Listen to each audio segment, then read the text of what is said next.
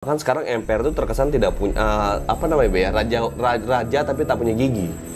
Ada dong, kan dia bikin itu kalau nggak salah perlombaan yang dibenangkan oleh Nur. Oh iya.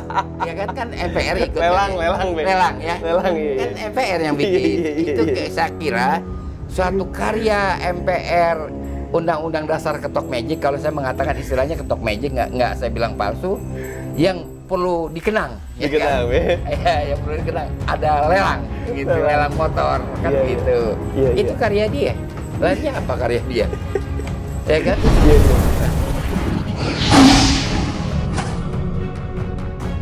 Ya, assalamualaikum warahmatullahi wabarakatuh teman-teman semua. Balik lagi bersama gue Vasco Rusemi di Macan Idealis. Nah teman-teman, hari ini gue bareng Babe Saidi lagi. Gue mau diskusi sama Babe mengenai ada seseorang bernama Dr. Zulkifli ini menggugat, sebenarnya dari tahun 2019 sih Be, menggugat Undang-Undang Dasar 45 ke Pengadilan Negeri Be, Jakarta Pusat. Ini beritanya kan begitu Be. Undang-Undang perubahan kali ya? Iya Be, mengenai Undang-Undang 45 nih Be. Iya, 45 perubahan. Ini kalau Babe lihat kondisi seperti ini, apa sih maksudnya nih Be? Ada hal apa yang menurut Dr. Zul ini penting gitu Be? Saya juga waktu awal ya dia menyiapkan gugatan itu, dia sempat bicara dengan saya itu. Oh, sempat diskusi sama Babe? Sempat bicara begitu aja. Itu Zul kan ajukan itu gugatan pada bulan Oktober. Oke. Jadi hampir sama dengan apa namanya MA. itu Keputusan MA yang sebenarnya ya. sudah ada tapi belum diumumin. Lalu Zul muncul ya kan. Oke. Ya kalau kita pakai teori konspirasi seolah-olah ada hubungan ya. Padahal itu hal yang terpisah. Kebenaran aja MA muncul putusannya pada bulan Oktober 2019. Kebenaran saja Zul menyampaikan gugatan ke Pengadilan Jakarta Pusat tentang tata cara perubahan Undang-Undang Dasar 45 perubahan yang dia istilahkan menjadi undang-undang palsu, Undang-Undang 45 palsu, itu istilah yang dia ucapkan. Nah, kalau kita lihat perkembangan dari persidangan itu ya, itu pihak tergugat sudah memberikan penjelasan. Baik presiden diwakili,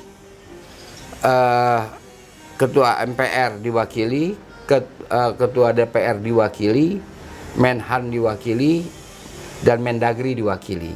Lalu dari pihak partai yang juga ikut tergugat itu hanya P3. Partai-partai yang lain nggak ada. Lalu majelis hakim menyatakan udah cukup. Kok kenapa cuma P3 Be? Saya kira di sini terlihat ya, P3 mungkin lebih sadar hukum dari yang lain. Itu fakta. Kita bicara fakta ya. Iya. P3 tidak menganggap enteng gugatan itu. Bukan karena Babe memang senior P3? Enggak lah. Tidak personal. Tapi yang lain-lainnya kesan saya nggak hirau.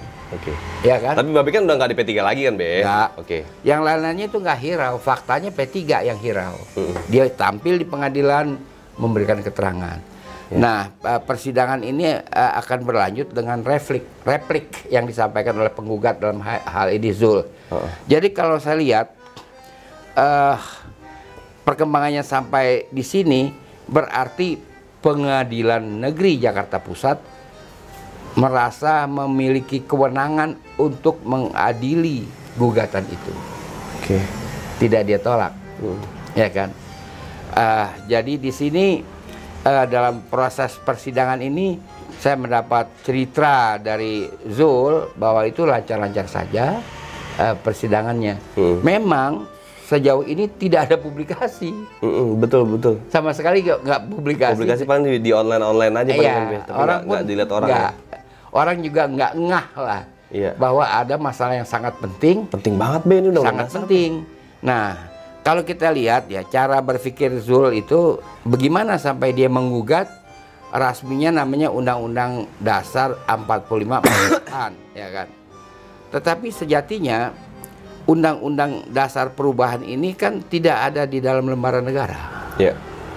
Jadi asas pemberlakuannya tidak terpenuhi karena sebuah ketentuan hukum itu dinyatakan berlaku ketika dia ditempatkan di ruang publik, itu bahasanya.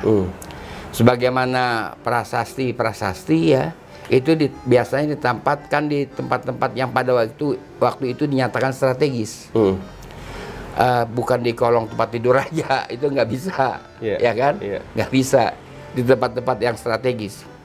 Nah, di dalam dunia modern, masyarakat modern itu, dia ketentuan hukum itu harus dalam lembaran negara untuk pemberlakuannya. Kenapa Undang-Undang Dasar 45 perubahan tidak berada dalam lembaran negara? Keterangan yang saya peroleh bahwa format Undang-Undang Dasar 45 itu perubahan tidak dikenal. Formatnya tidak dikenal. Tidak ada nomor juga. Nggak pakai nomor dia. Kan mestinya ada nomor. Tapi sebenarnya kita amandemen keberapa sih sebenarnya? Dia bikin 4 kali perubahan. 4 kali itu 4 kali perubahan, dan dia nggak kasih nomor. Dia nggak kasih nomor, nggak ada nomornya. Lalu tidak bisa ditempatkan dalam lembaran negara. Saya juga tidak mengerti proses apa yang terjadi sehingga sekretariat MPR itu tidak memberikan nomor. Kan yang beri nomor kan sekretariat MPR. Sekretariat MPR tidak memberi nomor. Lalu pada waktu itu Ketua MPR Hidayat Nur Wahid membawa barang itu minta didaftar, minta ditempatkan, ditolak. Jadi sampai sekarang Undang-Undang Dasar 45 perubahan tidak diberlakukan secara hukum, tapi diberlakukan karena ada kekuatan politik yang membackup-nya. Kan gitu. Ini yang perubahannya, Be, ya? Yang disebutkan palsu oleh Pak Jul ini. Penggugat ini ya. Nah, apa hal penting, Be, yang di perubahan amandemen keempat ini yang menyalahi sikap ataupun rohnya Undang-Undang 45 yang asli? Ya, yang pertama kan, ruh itu bagus istilah. Ruh Undang-Undang Dasar 45 yang disepakati dalam sidang PPKI 18 Agustus 45 dan ditempatkan dalam berita negara. Pada waktu itu istilahnya berita negara. Itu Indonesia adalah negara integralistik. Integralistik. Jadi pengertian integralistik pernah disalahpahamkan oleh mereka yang menghendaki perubahan itu, seolah-olah ini negara otoriter. Tidak. Kita tetap menganut trias politika. Pemisahan-pemisahan kekuasaan tetap dikenal. Ada pemisahan kekuasaan. Ada pemerintah, ada legislatif, ada yudikatif, di mana pemegang kekuasaan tertingginya adalah Mahkamah Agung. Tetapi itu sesuatu yang integral. Nah, kalau sekarang kan acak-acakan. MK itu Mahkamah Konstitusi harusnya bahagian daripada Mahkamah Agung. Sebuah kamar dari Mahkamah Agung, dia berdiri sendiri. Hakim-hakimnya walaupun dari Mahkamah Agung kan ya? Dia berdiri sendiri si MK. Ada komisi yang begitu banyak jumlahnya, komisi ini, komisi itu. Kita nggak tahu juga susunan sistem peradilan kita, susunannya bagaimana. Kita nggak tahu di mana tempat pengadilan tata usaha negara. Harus ada skema, bisa dibuat skema dari susunan atau struktur pengadilan di Indonesia. Dan Mahkamah Konstitusi walaupun istilahnya sama-sama mahkamah, kan dia tidak lebih tinggi dari Mahkamah Agung. Tidak lebih tinggi. Bagaimanapun juga keputusan Mahkamah Konstitusi itu bisa dianulir oleh Mahkamah Agung. Ya kan? Jadi karena dia punya tugas yang spesifik, walaupun dilebar-lebarin, sengketa pemilu, sengketa antar pejabat-pejabat, ya kan? Tapi itu tetap bukan Mahkamah Agung gitu.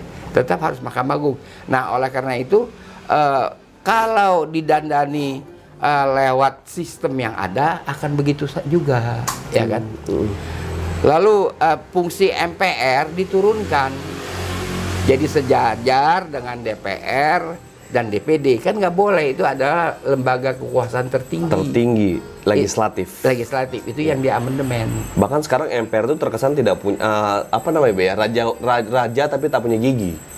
Ada dong, kan dia bikin itu kalau nggak salah lomba. 4 pilar. Bukan perlombaan yang dibenangkan oleh Nur. Oh iya.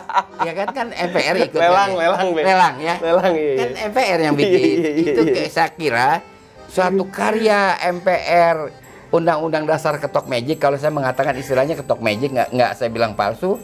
Yang perlu dikenang. Dikenang, ya, yang perlu dikenang. Ada lelang, gitu, lelang motor kan gitu. Itu karya dia. Lainnya apa karya dia? Ya kan? Iya. MPR ini kan sekarang kayak pembahasannya hanya kayak seperti mengenai 4 pilar. Bahkan gaung dan powernya itu kalah sama DPR loh, Be. Lah 4 pilar ini kan tidak ada ketetapannya. Iya. Jadi kekuatan hukumnya apa 4 pilar? Itu kan cuma pidato-pidatoan aja dari zaman Taufik Kimas kan itu. 4 pilar. Lalu Pancasila jadi sederajat dengan yang lain-lain kan? Iya. Dengan 3 pilar yang lain. Itu. Jadi boleh dikatakan perubahan itu menjadikan negara disintegralistik. Oke, jadi yang tadinya integralistik menjadi disintegralistik. Itu, nah, kan gini, Be. Dulu tuh kan MPR tuh gaungnya besar, Be, ya. Dari sisi dia menentukan siapa Presiden Republik Indonesia. Yeah. Dia memilih kan, Be? Iya. Dia juga yang melantik Presiden Republik Indonesia. Jadi Presiden Republik Indonesia pun taat dan hormat kepada lembaga perwakilan rakyat. Yang notabene ini perpanjangan tangan rakyat di situ kan, Be. Tapi sekarang memang terlihat mungkin dari amanah Undang-Undang Dasar 45 yang Babe bilang ketok magic itu, dari situ yang membuat pola rubah MPR jadi kurang punya gigi lagi sekarang. Oh iya kan, iya karena dia dianggap sederajat. Iya. Kan padahal dia adalah lembaga pemegang kekuasaan tertinggi negara. Ya kan, dia dianggap sederajat. Bahkan presiden di bawah dia. Iya. Jadi ini kan presiden diambil sumpahnya kan oleh Mahkamah Agung. Iya. Bukan oleh KPU.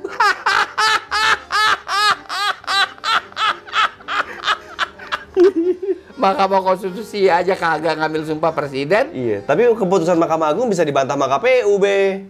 Iya, itu jadi inilah yang saya katakan kehidupan bernegara ini menjadi integralistik, disintegralistik yang tumpang tindih, tumpang tindih, nggak karuan lagi. KPU itu siapa? Itu kan komisi yang bisa dibubarkan kapanpun sementara sifatnya. Sekarang dia merasa dirinya lebih tinggi dari Mahkamah Agung. Iya. Kan? Ibaratnya panitia, ketua panitia mau merasa lebih tinggi dari ketua penyelenggara gitu, Be. Iya, kira-kira begitu. Jadi ini nggak benar gitu. Jadi semua kelembagaan itu tidak dipandang dari sisi hukum, tapi dipandang dari segi politik. Ya kan? Itu nggak benar dong. Tetap ditempatkan dari segi hukum. Oleh karena itu, jalan pikiran menggugat Undang-Undang Dasar perubahan. Yang dirubah secara ketok magic. Kenapa ketok magic? Tidak sistemik perubahannya, tidak dikenal formatnya sebagai satu draft ya, tidak dikenal. Istilah ketok magic ini kan, gua kebayangnya gini kan, ketok magic kita masuk ke dalam bengkel, kita nggak tahu tuh mobil kita diapain ya kan, tiba-tiba dia berubah jadi cakep lagi gitu, cepet lagi. Ya sepertinya cakep ya, padahal itu sampai kapan awetnya? Ya kan itu dia melakukan ketok magic. Selama 4 kali. Ya nggak kelihatan gitu ya. Kelihatan. Cuma dia mah tukangnya yang tahu. Iya. Nah jadi kita juga nggak tahu kan siapa ketua-ketua fraksi di MPR waktu itu. Ya kan kalau mau dilakukan analisis lebih organik ya, itu nanti akan kita tahu kepentingan apa yang bermain di dalam proses perubahan 4 kali itu. Baru kalau kita membuat analisa struktural dengan menelisik organ-organ yang dari praksi-praksi itu. Nah terus gini, Be, apa yang lebih baik?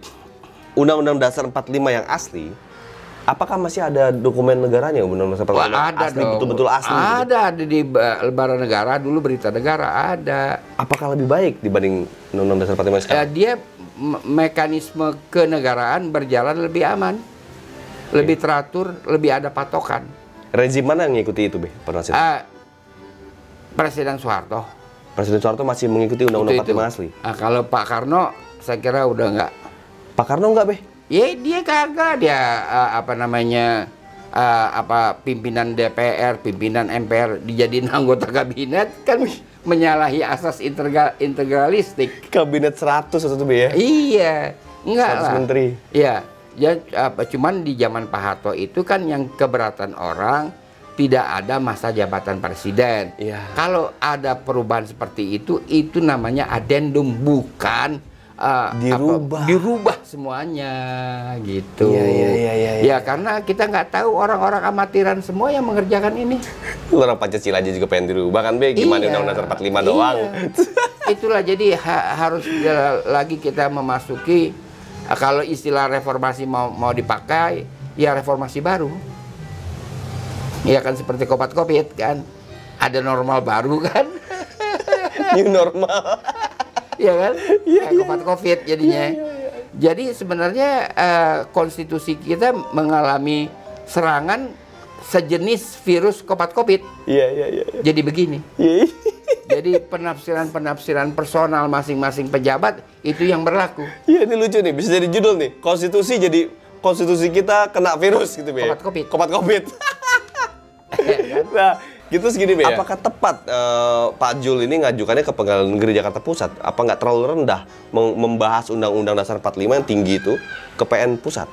Oh tidak, karena tradisi seperti itu juga banyak dilakukan di masa lalu. Pengadilan juga bukan soal memperkarakan soal pidana saja. Kalau dibaca undang-undangnya, kalau itu tidak tepat dia sudah ditolak. Zul kan gitu. Karena Zul memilih pengadilan yang mungkin dianggap lebih netral kan gitu. Dianggap begitu. Nah sekarang yang harus kita persoalkan, seandainya pengadilan negeri menerima gugatan Zul, apa yang terjadi setelah itu kan gitu. Oke. Kan itu yang harus kita pikirkan, apa yang terjadi setelah itu. Menarik nih, apa yang terjadi setelah itu ya? Jadi sebenarnya tidak mau itu masuk juga elemen-elemen politik, jadi tidak semata-mata elemen hukum. Tapi kok kayak nggak dianggap, Be, yang datang cuma perwakilan ketua MPR, perwakilan presiden. Nggak bisa datang, nggak apa-apa, itu kan sah. Itu kan tetap sah. Dia tetap diwakili, itu tetap sah. Nah itu yang saya pikirkan, bagaimana nanti melaksanakan keputusan Pengadilan Negeri Jakarta Pusat setelah itu dia oke. Iya. Walaupun saya masih gini loh, Be, masih kebayangnya ini produknya MPR DPR yang mengamandemenkan Undang-Undang 45 bisa, kalau misalnya bisa dirubah sama PN Pengadilan Negeri Jakarta Pusat. Ini levelnya kan tingkat 2 nih, Be. Begini, Pengadilan Negeri Jakarta Pusat menerima gugatan Zul dalam arti Zul itu menolak perubahan. Dianggap perubahannya itu batal oleh Pengadilan Jakarta Pusat. Jadi produk MPR hilang nih? Hilang. Ngeri nih guys. Jadi bener tadi yang Babe sampaikan adalah kalau memang itu Pengadilan Negeri Jakarta Pusat itu menyetujui apa yang digugat oleh Pak Zul ini, apa yang akan terjadi kepada negara kita, Be, ya? Iya. Menurut Babe apa, Be? Ya saya nggak tahu ya, apa nanti akan paralel dengan MA 44. Iya kan? Akan paralel dengan MA 44. Jadi kalau itu paralel dengan MA 44, saya belum bisa menggambarkan apa yang terjadi setelah itu. Tapi setelah itu bukan cerita hukum lagi, sudah cerita politik. Politik, Be, ya. MA 44, kemudian kalau Zul di oke jadi keputusan Pengadilan Jakarta Pusat. Nah itu akan paralel. Dan itu bidang hukum, aspek hukum, wilayah hukum selesai. Sekarang orang sudah mau politiknya. Nah mungkin teman-teman tahu kali ini, Be, ya, kira-kira apa yang akan terjadi apabila gugatan dari Pak Jul ini ke PN Jakarta Pusat ini disetujui. Apa yang terjadi bagi negara kita? Apakah ada korelasinya antara keputusan MA 44 mengenai keputusan KPU mengenai hasil pemilu? Nah, coba kalian tulis dalam kolom komentar tanggapan kalian bagaimana mengenai hal ini. Pastikan lo sebarkan video ini ke seluruh sosial media kalian, karena hal yang begini-begini sebenarnya hal yang mendasar dan sangat penting, tapi media kurang meliput wilayah perbincangan mengenai ini, Be, ya. Tadi Babe sampaikan, ini tidak seperti kayak ban mobilnya, ban serep mobilnya selebriti hilang. Padahal ini mendasar banget bagi keberlangsungan hidup kita bernegara. Nah teman-teman, jangan lupa pastikan lo udah subscribe Macan Idealis dan klik tombol loncengnya biar lo terus update di Macan Idealis, karena gue akan terus update informasi-informasi yang menurut gue penting dan harus kita pahami, khususnya bagi kaum milenial yang juga memiliki negara ini. Assalamualaikum warahmatullahi wabarakatuh. Waalaikumsalam.